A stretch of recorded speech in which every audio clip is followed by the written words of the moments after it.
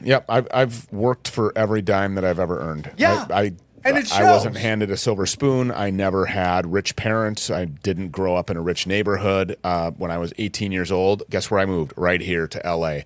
When I got here, I came on a Greyhound bus. When I got here, I had $140 in my pocket. That paid for like 1.5 nights room stay in the worst fucking neighborhood that you could possibly imagine. I ended up the next day getting a job on Ventura Boulevard at a place called Charlie G's. It's not there anymore. It was owned by a guy called Jack Mandato. I think he's dead. He was Sicilian mafia.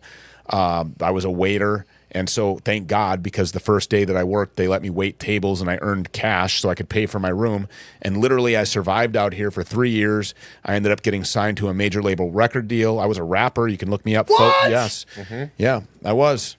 I got signed to a major label. I toured with some big people. I performed, remember, Coconut Teasers. What was your stage name? You Dude, remember I used to love Coconut Tea. I had my first show in L.A. was at Coconut. What was your Teasers. stage name? What was your stage name? Focus, F-O-K-I-S-S. If you go to YouTube and put that in, you'll see a song. Let's go, You'll bro. see a song called I Never Made It right there at the top. That was the I Never Made It, by the way. And here's the thing. Okay, so the press always likes to say, well, Stu Peters, failed rapper. No, not failed rapper. Hey, that's a lot of views. Yeah, that's like it's not $250,000. bad. Yeah, I mean, and that's just on my channel. That was posted like way after the fact. Okay. And that's just, that's what I put up there.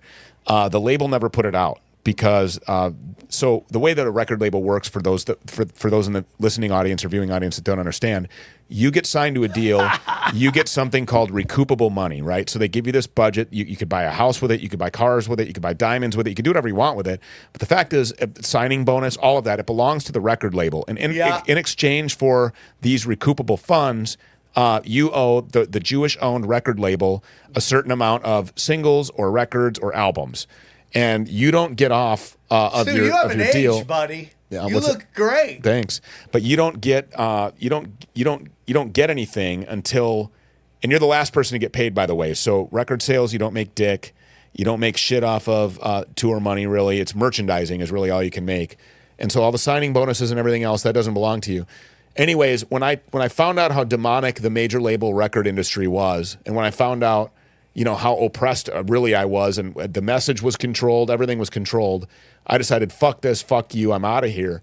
Well, I owed them one more single, and so this was the single that I gave them. It's called I Never Made It, which is a big fuck you to the record industry, saying I never made it, and I'm glad that I didn't, because I don't want to make it in the way that you want to give it to me. And in the music video here, the fat guy at the table, rest his soul, his name is Rick Briggs. Rick Briggs is actually a bail bondsman from Minnesota, who I asked to play the part in this music video, and he's playing the part of a major label record executive who's pissed off that I won't write about what they want me to write about. Record labels, investors, promoters, the future looks real bright for Focus. We're planning on shows in the tropics. I'm talking Grammys and Oscars. Halftime for football and in the ring with them boxers. They're gonna know the name Stuart Peters. From the grassroots music to influence on big screens and movie theaters, I'm finally gonna live that dream. It's worth the thin times I went through to make a difference in these little kids' lives. And then the shock hit when I opened my eyes. And now I know this whole episode I've been hypnotized. The extinguisher's been deployed. The fire inside of me is slowly burning out. And now I realize that I'm a failure. Never made it. My family devastated. A lifetime just wasted. Bitterness has been tasted because I never made it. Look at organically the cops just like pulling up and shaking down a black dude in the alley. That was it's like, I thought you paid for that. I was like, real production. This is a good verse right here. That's where I call him out. You woulda. It's an old saying. I ain't saying anything. I'm just saying, y'all reading to me and say, oh, Stewie, he's just playing. Is that right? Cause I'm your typical entertainer chasing a fast life, not remembering anything that happened just last night. And all I wanna do is fuck bitches and just get trashed, right? The difference between us is I did that all in a past life, and I ain't gonna write about it. Record labels tell me it's all about cash. I don't see it. Maybe my sight is clouded. And I ain't arguing. Look, I ain't gonna fight about your industry's like sex with no condom, and I am sliding out it. Yeah, I guess that makes me a tax break, but I can stomach it, cause I can still sit here with my back straight in your office noticing all of your golden plaques, great, but you'll never have what I have, and I would rather be a failure. Yeah, so It's good. I would dude. rather be a failure. Oh, I that think never you're made doing it. Great, buddy. I think you crushed it. It's it's funny because all of these times and you look back at what you did in your past. So I was obviously a rapper, and I was signed to the record label industry and different record labels, and went on tour with some people. I did shows with like Redman and Method Man, Ja Rule, DMX, Ludacris. Did records with people like One Republic and Jay-Z, Carrie Hilson, Beyonce, big names, and been in a lot of places with that. And I don't regret 1 second of it. And then from there, I went on to be a bounty hunter. And so for over a decade, Yes, dude.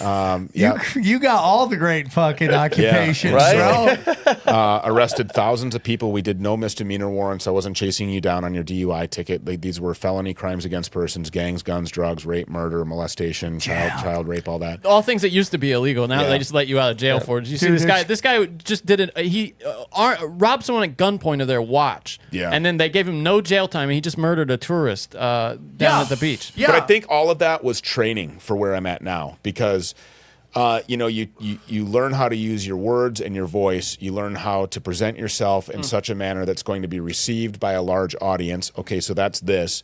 Then you learn to investigate criminals and not believe an official narrative, and not, just blindly trust people, and to go into all of the places where everybody tells you nobody's hiding, and then look in there and pull back the veil and like, oh, there's where you're hiding. Yeah. And so all of these years, I think of all of this has just been training to where I'm at right now, because now I'm using my voice and I'm investigating criminals. It's just that the criminals wear kind of a different uniform now than they did then. No, I'm with you, man. I think I think if we're going to save ourselves, we have to be honest and have honest conversations, and we can't have the emotion of it. And so I think you're doing the Lord's work. Again, we have different ways of approaching it and styles. No doubt. Yeah. And that's okay.